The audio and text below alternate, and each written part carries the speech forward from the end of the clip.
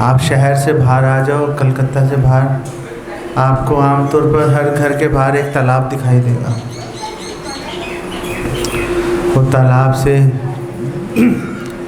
उसी से वो उन्होंने कोने चुने हुए हैं तालाब के। इस कोने से रसोई के लिए पानी लिया जाएगा, इस कोने से कपड़े धोए जाएंगे, इस कोने से शौच के लिए पानी लिया जाएगा। पूरा एक सिस्टम बना के चलते हैं वो लोग, बंगाल के लोग। और आप गांव में चले जाएंगे और गलती से आपने धोती कुर्ता डाला हुआ है। यहाँ के तो आपको लग रहा होगा, दिल्ली में तो धोती कुर्ते वाले दिखाई देते हैं, अजीब अलग से लोग हैं। यहाँ पे पैंट कमीज वाले अजीब लगते हैं यहाँ पे सब धोती कुर्ते वाले हैं। जैसे ये है लक्षित, अक्षित, ये अजीब लग रहा है ना, देखो सारे इसको अजीब लग रहे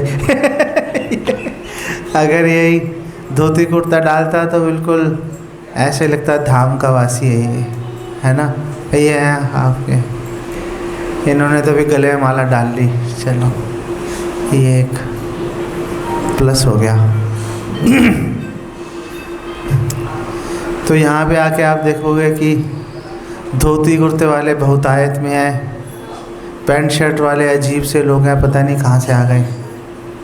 दिल्ली में अलग चल रहा है और फिर यहाँ पे आप देखोगे मंगला आरती में भैया 5000 लोग मंगला आरती अटेंड कर रहे हैं। धक्का मुक्की हो रही है भगवान के दर्शन के लिए। नरसिंह भगवान के तो दर्शन ही नहीं होते, नहीं तो बाद में जाके करने पड़ते हैं दर्शन, या उन्होंने सामने वो कैमरा लगा रखा है, उस पर देख लो आप। तो ये देख के एक सांत्वना सी भी मिलती है कि भैया अकेले हम नहीं हैं, एक कोई ऐसी अनजानी सी राह पे चल रहे हैं, बहुत लोग हैं, लाखों लोग हैं एक्चुअली। जब आप नवद्वीप परिक्रमा के लिए आएंगे कभी, उसमें 12-13 दिन लगते हैं। 1.5 दिन आने का, 1.5 दिन जाने का, 9 दिन की परिक्रमा, 1 दिन अधिवास। सो 1 दिन 1 चक्रग्राम, 9, 10, 11, 3, 14, 13-14 दिन लग जाते हैं उस दौरान आप आएंगे तो पहले जब हम आया करते थे 2003 के आसपास, तो उस समय, अभी तो बहुत सारी बिल्डिंग्स बन गई, पहले टेंट लगते थे, हम टेंट में रहते थे और वो टेम्परेरी टॉयलेट्स बनाते थे। और सुबह आपको कितना भी प्रेशर हो और लाइन में लगना पड़ेगा लाइन से नहीं हट सकते और सब गमछे बांध के और बाल्टी पानी की लेके, 2 बाल्टियां लेके चलते थे, एक बाल्टी शौच के लिए, एक नहाने के लिए। साथ में टॉर्च लेके चलते थे, लाइट नहीं होती थी, टॉर्च जला के चलना पड़ता था रात को। और एक ओडोमास रखना पड़ता था और एक मच्छरदानी, उसके बगैर नहीं कर सकते थे यात्रा। और बीच बीच में जहाँ पे भी कैंप लगाते थे, 9 दिन 9 कैंप लगते थे। नवद्वीप है ना, 9 द्वीप है, तो 9 द्वीप जो है वो 9 नवता भक्ति के लिए हैं। जैसे जो अंतरद्वीप है, ये अंतरद्वीप में हम बैठे हैं, ये आत्मनिवेदन के लिए कि आत्मनिवेदन करना है, अपने आप को समर्पित करना है भगवान के लिए। तो जहाँ जहाँ पे भी कैंप लगता था वहाँ पे सब जगह टेम्परेरी टेंट्स लगाते थे। कोई स्कूल किराए पे ले लिया, 1-2 दिन की छुट्टी कर दी, 2-4 दिन की स्कूल की, और टेंट लगा, उसको स्कूल को हायर कर लेते थे। और 2 ग्रुप चलते थे, एक बंगालियों का ग्रुप अलग और एक इंटरनेशनल ग्रुप चलता था, जिसमें फिर एक तीसरा शुरू हो गया रशियंस का। पहले रशियन इंटरनेशनल ग्रुप में चलते थे, लेकिन जब रशियंस की तादाद बढ़ गई तो रशियंस का अलग ग्रुप शुरू हो गया। तो अभी 3 ग्रुप चलते हैं एक बंगालियों का ग्रुप चलता है जो कि सबसे सस्ता होता है। बंगालियों के ग्रुप में भी आप जा सकते हो, लेकिन उसमें बहुत तपस्या करनी पड़ती है। फिर इंटरनेशनल ग्रुप है, उसमें पैसे ज़्यादा लगते हैं, सुविधाएं ज़्यादा होती हैं। तो जहाँ जहाँ भी कैंप लगता था वहाँ पे वो बांस लगा के पानी के टैंक लगा देते थे और सब लोग सुबह लाइन में लग के शौच करते थे। वो बार बार अनाउंस करते थे, अब भैया पानी डालते रहना, पानी डालते रहना। वो टेम्परेरी टॉयलेट्स होती थी, ब्लॉक हो जाती थी, फिर उसको खोलते रहो। एक अलग एडवेंचर था वो। अब तो मैं नहीं कर सकता, लेकिन आप में से कुछ लोग कर सकते हैं, लेकिन अब सुविधाएं भी काफ़ी बढ़ गई हैं। तो एक बार मैं ऐसे ही शौच के लिए लाइन में लगा हुआ था कैंप में, गमछा बांध के। तो लाइन लंबी थी। अब मैंने पीछे मुड़ के देखा तो पीछे राधा रमन महाराज खड़े हुए थे। राधा गोविंद महाराज के भाई हैं वो। राधा गोविंद महाराज खड़े थे, वो राधा रमन महाराज खड़े थे। तो मैंने कहा महाराज प्रणाम स्वीकार कीजिए। तो महाराज ने कहा मैं आगे चला जाऊं? भैया सन्यासी को कौन रोकेगा? मेरे पीछे लाइन में लगे हुए थे चुप करके। मैंने कहा महाराज प्लीज़ आइए। मन तो नहीं कर रहा था, लेकिन लेकिन उनको जाने देना पड़ा। तो ये श्री पाठ हम बता रहे थे, मुरारी गुप्त जी का स्थान है। और मुरारी गुप्त जो हैं वो हनुमान जी के अवतार हैं और वो पेशे से वैद्य थे, लोगों की बीमारियों का इलाज करते थे। तो चैतन्य महाप्रभु उनको बोलते थे, क्या आप लोगों की शरीर की बीमारी का भी इलाज करते हो और भव रोग का भी इलाज करते हो? तो जब वो दवाइयाँ देते थे तो दवाइयाँ देकर साथ में हरे कृष्णा करने के लिए भी बोलते थे उनको। जब चैतन्य महाप्रभु ने अपना भक्त का अपना पक्ष उजागर नहीं किया था तो इकट्ठे स्कूल जाया करते थे मुरारी गुप्त और महाप्रभु के बारे में। घर छोड़ने तक, जब तक महाप्रभु ने घर नहीं छोड़ा 24 साल की आयु में, घर छोड़ के कटवा नहीं गए संन्यास लेने के लिए, तब तक का जो महाप्रभु के बारे में जितनी भी जानकारी है वो मुरारी गुप्त के माध्यम से हमें प्राप्त होती है। पता नहीं मुरारी गुप्त जी के दिमाग में कैसे ये बात आ गई कि ये निमाय पंडित जो कर रहा है लिखता रहता हूँ उसको। तो उन्होंने कड़छा बनाया, कड़छा। तो वो मुरारी गुप्त के जो वो कड़छा नोट्स जो हैं, वो नोट से हमें पता चला कि महाप्रभु ने बचपन में क्या किया, फिर युवावस्था में क्या किया। वो सारी जानकारी हमें मुरारी गुप्त जी के द्वारा प्राप्त होती है। तो इकट्ठे स्कूल जाया करते थे और काफ़ी विद्वान थे मुरारी गुप्त। और चैतन्य महाप्रभु एक कोई व्याकरण उठा लेंगे संस्कृत का और व्याकरण पे बोलेंगे, अच्छा आप इस बात को सिद्ध करो। तो मुरारी गुप्त उसको सिद्ध कर देंगे और चैतन्य महाप्रभु काट देते थे। वो फिर सिद्ध करते थे, वो फिर काट देते थे और फिर मुरारी गुप्त थक जाते थे और फिर चैतन्य महाप्रभु ने जो उस सिद्धांत को काटा, चैतन्य महाप्रभु दोबारा उस सिद्धांत को स्थापित करते थे, फिर काटते थे खुद ही, फिर स्थापित कर देते थे। मुरारी गुप्त कहते थे, भैया कहाँ से इतना दिमाग आ गया, क्या हो रहा है ये?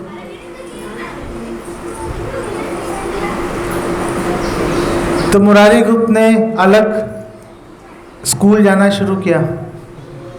तो चैतन्य महाप्रभु से आए मर दो वही आवाज सुन, मैं नहीं सुनता भैया, तुम दिमाग खराब करते हो। कभी काट रहे हो, कभी लगा रहे हो, कभी काट रहे हो, कभी लगा रहे हो। दिमाग खराब कर दिया। और चैतन्य महाप्रभु सामने से आ रहे थे, तो ये लाइन में लाइन चेंज कर देंगे। और किसी और रास्ते पे चले जाएंगे। और एक दिन चैतन्य महाप्रभु ने पकड़ लिया उनको। और चैतन्य महाप्रभु ने बोला मुरारी गुप्त को, अभी तुम मुझे देख के भाग रहे हो, एक टाइम आएगा जब तुम मेरे बिना रह नहीं पाओगे। मुरारी गुप्त ने, पता नहीं कब आएगा वो टाइम, दिखाई नहीं दे रहा दूर दूर तक। अब मुरारी गुप्त जो है भगवान राम के राम दरबार आपने देखा ना, वो भगवान राम के, क्योंकि हनुमान जी हैं तो भगवान राम में उनकी स्वाभाविक आस्था है। एक बार चैतन्य महाप्रभु ने मुरारी गुप्त को बोला कि आप भगवान राम की भक्ति छोड़ के भगवान कृष्ण की भक्ति करो। तो मुरारी गुप्त कुछ बोल नहीं पाए महाप्रभु को सामने से। उन्होंने कहा अच्छा जी मैं कोशिश करता हूँ। उन्होंने कोशिश की भगवान कृष्ण पर ध्यान लगाने के लिए, लेकिन ध्यान बार बार भगवान राम पर जा रहा था। भगवान कृष्ण पे ध्यान लगा रहे थे, बार बार ध्यान भगवान राम पे जा रहा था। तो विचलित हो गए मुरारी गुप्त, विचलित हो गए। अब मुरारी गुप्त ने पूरी रात जाग के काटी। और फिर उन्होंने सोचा कि अगर मैं भगवान कृष्ण पर ध्यान नहीं लगाता तो उनकी अवज्ञा हो जाएगी, उससे अच्छा मर जाऊं। भगवान राम से मेरा ध्यान हट नहीं रहा, उनसे ध्यान हटाता हूं तो उससे अच्छा मर जाऊं। तो एक ही निष्कर्ष निकल रहा है कि मर जाऊं। तो फिर उन्होंने एक चाकू खरीद के लेके आए वो मुरारी गुप्त। उन्होंने कहा ऐसे काम कर दूंगा अब। और फिर चैतन्य महाप्रभु इनके पास आए और चैतन्य महाप्रभु ने कहा भाई वो चाकू तुमने रखा हुआ है, एक मुझे दे दो पहले। वो चाकू लिया उनसे। और महाप्रभु ने बोला कि मैं आपकी परीक्षा ले रहा था, आप भगवान राम के अनन्य भक्त हो, आप भगवान राम, ये एक सेवक का कर्तव्य है। चैतन्य महाप्रभु ने बोला ये एक सेवक का कर्तव्य है कि कुछ भी हो जाए अपने स्वामी की सेवा से पीछे नहीं हट सकता, अपनी हमेशा स्वामी की सेवा करेगा एक सेवक। तो तुम्हारी ऐसी अटूट आस्था है, ये मुझे देख के बहुत सुख मिला। तुम भगवान राम की भक्ति करते रहो, कोई प्रॉब्लम नहीं है। तो महाप्रभु ने उनको ऐसा संदेश दिया। एक बार महाप्रभु बाहर घूम रहे थे, कहीं जा रहे थे, तो रास्ते में कोई व्यक्ति वराह भगवान की स्तुति गा रहा था। और जैसे ही चैतन्य महाप्रभु ने भगवान वराह की स्तुति सुनी, तुरंत भगवान वराह के भावावेश में आ गए और भागे, तुरंत यहीं पे आए, ये जगह पे जहाँ पे आप सब बैठे हो। यहाँ पे चैतन्य महाप्रभु आए और अंदर घुसे चैतन्य महाप्रभु, तो राम दरबार में एक पानी का लोटा पड़ा हुआ था और चैतन्य महाप्रभु का पूरा रूप वराह रूप हो गया। एक दांत निकल आया यहाँ पे आके, चारों खुर निकल आए और महाप्रभु ने जो वो लोटा है उसको पृथ्वी समझ के महाप्रभु ने अपनी सींग पे उसको धारण कर लिया दांत पे। और मुरारी गुप्त आए, मुरारी गुप्त ने देख के एकदम अचंभित हो गए और चैतन्य महाप्रभु ने बोला कि मेरी स्तुति करो। मुरारी गुप्त ने बोला मैं आपकी स्तुति नहीं कर सकता, मेरे में आपकी स्तुति करने की ताकत नहीं है। तो यहाँ पे हमारे आचार्य बोलते हैं कि अगर कोई भक्त भगवान को बोले कि मुझ में ताकत नहीं है आपकी स्तुति करने की, ये भी स्तुति है। अगर कोई भक्त ये बोले कि मैं आपकी स्तुति नहीं कर सकता, ये भी भगवान की स्तुति है। और क्या भैया लोगे आप, मतलब ये बोल दिया कि स्तुति नहीं कर सकता, भगवान ने बोला ठीक है मैं संतुष्ट हो गया इसी स्तुति से, यही स्तुति है। इससे ज़्यादा और हम क्या लेंगे। ऐसे ही एक बार भगवान चैतन्य महाप्रभु एक बार अपने घर में बैठे थे, साथ में गदाधर पंडित भी थे। तो एकदम महाप्रभु नरसिंह भगवान के भावावेश में आ गए और ज़ोर ज़ोर से गरजने लग गए और बाहर सड़क पे दौड़ना शुरू कर दिया उन्होंने। लोग देख के इधर उधर भागना शुरू कर दिया। तो गदाधर पंडित उनको किसी तरह से पकड़ के वापस लेके आए, हरे कृष्णा किया और वापस शांत हुए। तो चैतन्य महाप्रभु बहुत शर्मिंदा हुए। चैतन्य महाप्रभु ने बोला कि मैंने खामखा में लोगों को डरा दिया,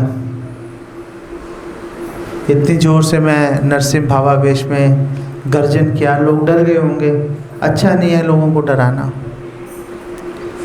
तो गदाधर पंडित ने बोला कि आप क्यों मुझसे धोखा करते हो बार बार, आप क्यों बार बार मेरी परीक्षा लेते हो। जिसने भी आपके इस नरसिंह अवतार को देखा,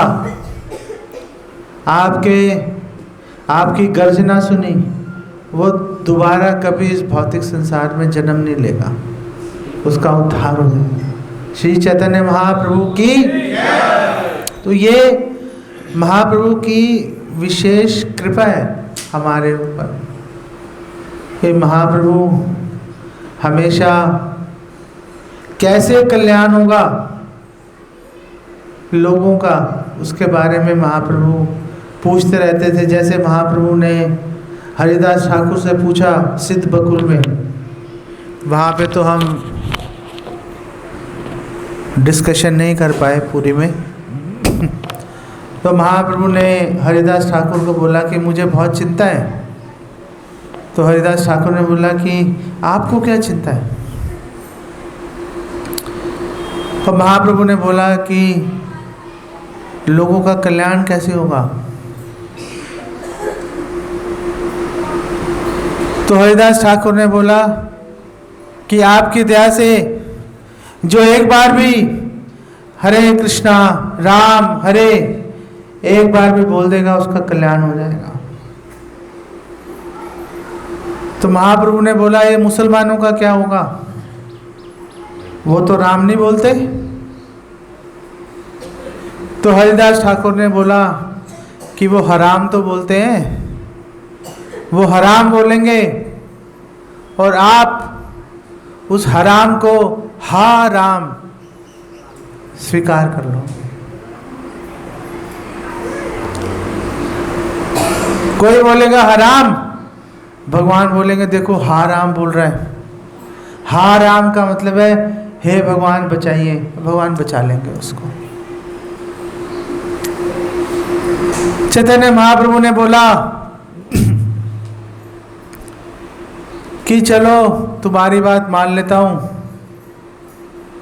लेकिन ये पेड़ पौधे वृक्ष इनका उद्धार कैसे होगा, इनका उद्धार कैसे होगा। ये तो नहीं बोल पाएंगे, ना हरे बोल पाएंगे, ना कृष्ण बोल पाएंगे, ना राम बोल पाएंगे, ना हराम बोल पाएंगे, तो इनका कल्याण कैसे होगा। हरिदास ठाकुर ने बोला जब आपकी दया से आपके भक्त जब गली गली नगर नगर संकीर्तन निकालेंगे, वो संकीर्तन निकालेंगे और जोर जोर से बोलेंगे हरे कृष्णा कृष्णा कृष्णा हरे हरे, हरे राम राम राम हरे हरे। जब जोर जोर से बोलेंगे तो ये आवाज़ जाके पेड़ पौधों से, वृक्षों से टकराएगी, और जब टकराएगी तो प्रतिध्वनित होगी, इको आएगी। लोग सोचेंगे कि ये इको है, ये प्रतिध्वनि है, लेकिन वास्तव में वो प्रतिध्वनि नहीं होगी। वास्तव में उन सब भक्तों के साथ में ये पेड़ पौधे वृक्ष आपकी दया से वो भी हरे कृष्णा बोल रहे होंगे। हरे कृष्णा कृष्णा कृष्णा हरे हरे, हरे राम राम राम हरे हरे। और महाप्रभु ने बोला कि आपने मेरा हृदय शांत कर दिया, आपने, आपका बहुत धन्यवाद। महाप्रभु जो स्वयं भगवान है अपने भक्त को धन्यवाद कर रहे हैं। एक बारी महाप्रभु और नित्यानंद प्रभु बैठे थे और मुरारी गुप्त वहाँ पर आए, और मुरारी गुप्त ने पहले चैतन्य महाप्रभु को प्रणाम किया, फिर नित्यानंद प्रभु को प्रणाम किया और बैठ गए। और चैतन्य महाप्रभु रात को उनके स्वप्न में आए और चैतन्य महाप्रभु ने बोला कि मुझे आपका व्यवहार अच्छा नहीं लगा आज। तो मुरारी गुप्त अचंभित हो गए कि आखिर मैंने ऐसा क्या कर दिया। तो चैतन्य महाप्रभु ने बोला कि पहले तुम्हें नित्यानंद प्रभु को प्रणाम करना चाहिए था, उसके बाद मुझे प्रणाम करना चाहिए था। पहले बड़े भाई को प्रणाम करेंगे, उसके बाद छोटे भाई का नंबर आएगा। अगले दिन जब मुरारी गुप्त मिलने गए तो उन्होंने पहले नित्यानंद प्रभु को प्रणाम किया, फिर चैतन्य महाप्रभु को प्रणाम किया। तो चैतन्य महाप्रभु ने बोला अब ठीक है, ऐसा ही करना चाहिए। तो आप भी जब भगवान के सामने जाएं तो सबसे पहले नित्यानंद प्रभु को प्रणाम करें। नित्यानंद प्रभु को प्रणाम करेंगे, उसके बाद में चैतन्य महाप्रभु को प्रणाम कीजिए। और अगर अद्वैताचार्य हैं तो पहले अद्वैताचार्य को प्रणाम कीजिए।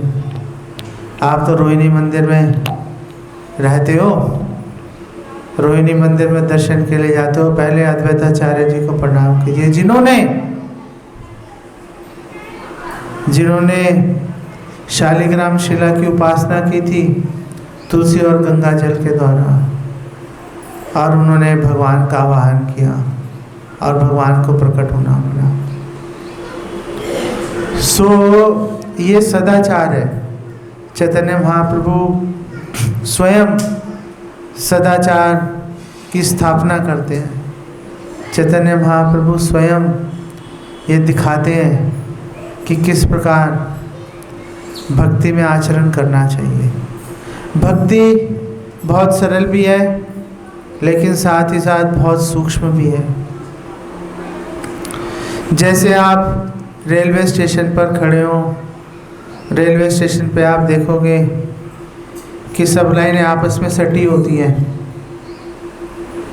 और जैसे ही स्टेशन से बाहर लाइन निकलती है तो धीरे धीरे दो लाइनें धीरे धीरे अलग होना शुरू हो जाती हैं। नहीं, धीरे धीरे अलग हो जाती हैं।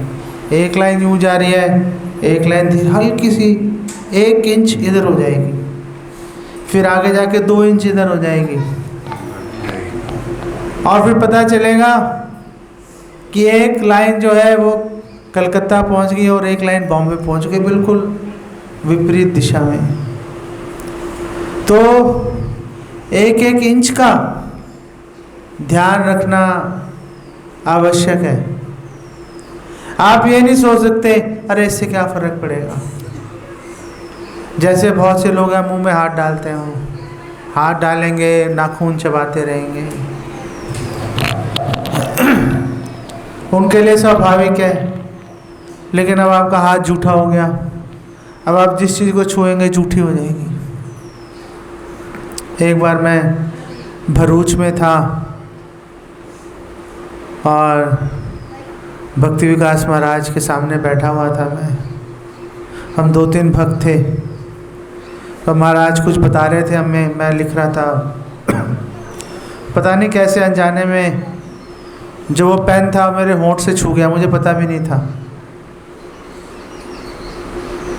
तो मैं, बात ख़त्म हुई, मैं उठ के चला गया। वो 2-3 भक्त वहाँ बैठे रहे। तो महाराज ने बोला उन भक्तों को, ये सनातन कृष्णदास का बिल्कुल पागल है ये। उन्होंने कहा क्या हो गया? कह रहे हो मुंह में डाले जा रहा है पेन को, और उसका पेन झूठा हो गया, हाथ झूठा हो गया। फिर उसने फर्श पे हाथ लगाया, पूरा फर्श झूठा हो गया, पूरा आश्रम झूठा कर दिया इसने। तो 1 इंच इधर जाएंगे, 1 इंच उधर जाएंगे, पता नहीं हमारी गाड़ी कहीं और चले जाएगी।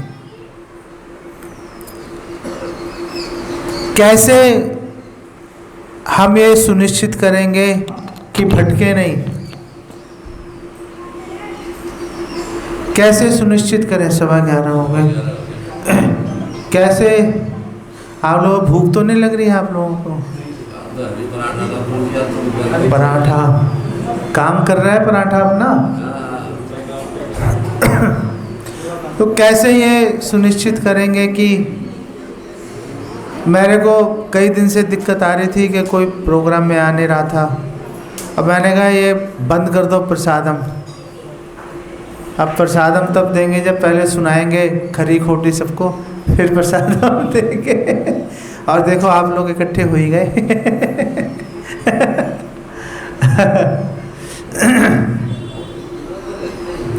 तो कैसे सुनिश्चित करेंगे हम कि हम 1 इंच भी इधर उधर नहीं हटेंगे, जिस दिशा में जाना है वहीं पे जाते रहेंगे। उसके लिए कदम कदम पर हमें मार्गदर्शन चाहिए होगा। अगर आपको ये भी लग रहा हो कि आप सब ठीक कर रहे हो, तो भी पूछते रहो भाई, तो भी पूछते रहो। जैसे आप में से कई लोगों को लगता है कि दीक्षा लेने की क्या ज़रूरत है, कर रहे हैं माला। ऐसा नहीं है। भगवान कृष्ण खुद दीक्षा ले रहे हैं, चैतन्य महाप्रभु दीक्षा ले रहे हैं, ईश्वरापुरी से दीक्षा ली, शिला ईश्वरपुरी से दीक्षा लेने के बाद संन्यास दीक्षा केशव भारती महाराज से ली। ये दिखाने के लिए कि गुरु का कितना महत्व है, गुरु की कृपा से गाड़ी आगे बढ़ती है। तो अगर कोई ये सोचे कि गुरु की दीक्षा की आवश्यकता नहीं है, 101% आवश्यकता है। जो गुरु से दीक्षा नहीं लेगा कभी आगे नहीं बढ़ेगा। तो क्या हरि नाम जो है, क्या वो दीक्षा के ऊपर निर्भर हो गया? क्या दीक्षा के बिना हरि नाम काम नहीं करेगा? हरि नाम काम करेगा, हरि नाम स्वतंत्र है, लेकिन हम काम नहीं करेंगे। हमारा मन हमें विपरीत दिशा में खींच के ले जाएगा। हमारा मन चंचल है। क्योंकि हम कर्म कांड बचपन से ही करते आ रहे हैं। बचपन से ही हम बोल रहे हैं जो ध्यावे सुख पावे, कष्ट मिटे तन का, सुख संपत्ति घर आवे, और क्या बोलते हैं, हम बचपन से ये करते आ रहे हैं। स्वाभाविक है हमारे लिए, स्वाभाविक है। तो अगर हम गुरु की शरण नहीं लेंगे, बार बार उनसे सुनेंगे नहीं, बार बार मार्गदर्शन नहीं लेंगे, तो हम स्वाभाविक रूप से कर्म कांड की तरफ चले जाते रहेंगे। स्वाभाविक है कि हम कर्म कांड की तरफ चले जाएंगे। तो दीक्षा लेने के लिए क्या चीज की आवश्यकता है? दीक्षा लेने के लिए 2 ही चीजें चाहिए।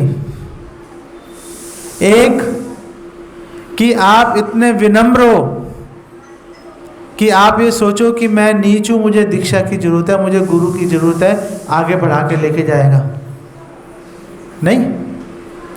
और दूसरा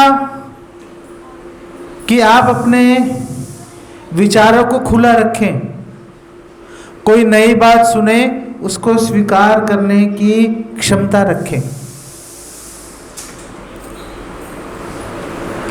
अगर आपको कोई नई बात पता चली, आपके लिए तो जो नए लोग हैं उनके लिए तो भक्ति में आएंगे हर बात नहीं है। तो अगर कोई नई बात पता चले तो ये मत सोचो ऐसे थोड़े ना होता है, खुले दिमाग से उसको स्वीकार करो। कोई शंका आ रही है, क्वेश्चन पूछ के उसका सॉल्यूशन ले लो। जैसे सार्वभौम भट्टाचार्य हैं। सार्वभौम भट्टाचार्य बचपन से ही मायावादी थे, मायावादियों को पढ़ा रहे थे, मायावादी सन्यासियों को शिक्षा दे रहे थे सार्वभौम भट्टाचार्य पुरी में। लेकिन जब चैतन्य महाप्रभु से मिले, चैतन्य महाप्रभु ने उनसे श्रवण किया, उन्होंने चैतन्य महाप्रभु से जब श्रवण किया उन्होंने स्वीकार कर लिया खुले दिमाग से। अगर वो ये सोचते सार्वभौम भट्टाचार्य नहीं नहीं मैं तो ऐसे चलता रहूंगा, तो फिर हम सार्वभौम भट्टाचार्य की जय नहीं बोल रहे होते, फिर हम सार्वभौम भट्टाचार्य के उस श्लोक को नहीं दोहरा रहे होते कि वैराग्य विद्या निज भक्ति योगा शिक्षार्थम एका पुरुषा पुराना श्री कृष्ण चैतन्य शरीरधारी कृपाम्बुतिर्यस्तम हम प्रपद्ये, हम नहीं दोहरा रहे होते।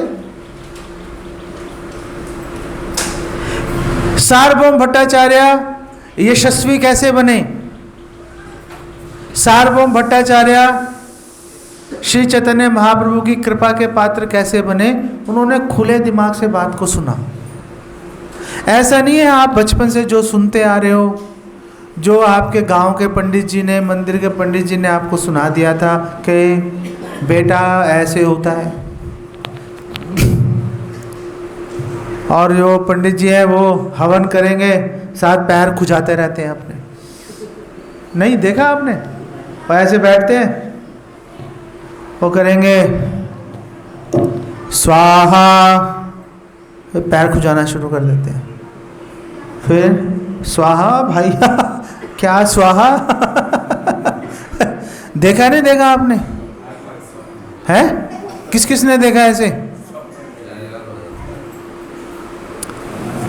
तो मैंने भी देखा, अब मुझसे रहा नहीं गया। मैंने कहा पंडित जी ये क्या कर रहे हो, पैरों पे खारिश कर रहे हो और स्वाहा भी कर रहे हो? और उन्होंने कहा बेटा ये प्रश्न पूछेगा नाश हो जाएगा तेरा। मैंने कहा भैया नाश मत कर, तू खुजाता रहे अपने पैर। मेरा नाश मत करिए भाई, तू पहले ही परेशान हूं मैं। तो वो गांव के पंडित ने, मंदिर के पंडित ने हमें कुछ बोल दिया, अब उसी को लेके चले जा रहे हैं, चले जा रहे हैं, चले जा रहे हैं। अरे भाई दिमाग खुला रखो, कोई नई बात सुनने को मिलेगी, स्वीकार करो, आत्मसात करो और गुरु का धन्यवाद दो कि उन्होंने दया करके इतना आपको मार्गदर्शन दे रहे हैं, आपको इतना हेल्प कर रहे हैं। ये काम करेंगे तो आगे बढ़ जाएंगे, ये काम करेंगे तो आगे बढ़ जाएंगे। ये जानकारी देने के लिए भगवान कृष्ण खुद चैतन्य महाप्रभु के रूप में अवतरित हुए और साथ में अपने सारे पार्षदों को यहाँ पर लेके आए, ये सिखाने के लिए, ये दिखाने के लिए कि भक्ति कैसे की जाती है। यहाँ पे हम आए हैं, हम मुरारी गुप्त के जीवन से सीखें, अद्वैताचार्य के जीवन से सीखें जो स्वयं महाविष्णु हैं, हम गदाधर पंडित के जीवन से सीखें, शुक्लांबर ब्रह्मचारी के जीवन से सीखें, नरसिम्हानंद ब्रह्मचारी के जीवन से सीखें, वासु घोष, माधव घोष, इनके जीवन से सीखें। जब हम इनके जीवन से सीखेंगे, उसको अपने जीवन में उतारेंगे उन बातों को, तो आप देखेंगे कि आपके जीवन में तनाव घटेगा, भगवान का नाम लेने के प्रति रुचि बढ़ेगी,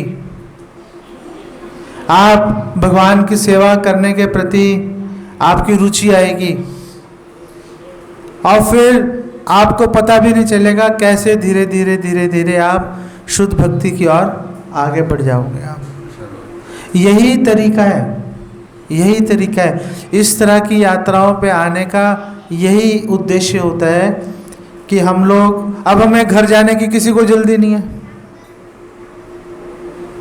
हमें पता है कि भैया यहाँ से अकेले घर नहीं जा सकते, बहुत टाइम लगेगा। आराम से बैठे हैं, कहीं जल्दी नहीं है, आराम से भगवान की बैठ के कथा सुन रहे हैं। तो इस तरह की यात्राओं पे आएं, उसका लाभ उठाएं, और लाभ उठाएंगे। जगह जगह जाना एक बात होती है, और जाके वहाँ से कृपा की याचना करना। जैसे आप यहाँ पे आए हो, मुरारी गुप्त जी से कृपा की याचना कीजिए।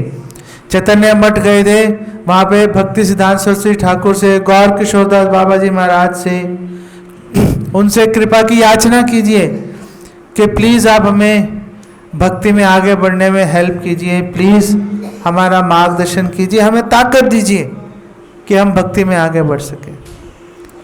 ये विचार लेके हम तीर्थ यात्रा करेंगे, ये विचार लेके हम विभिन्न स्थानों पे जाएंगे, तो हमारा जीवन सफल होगा।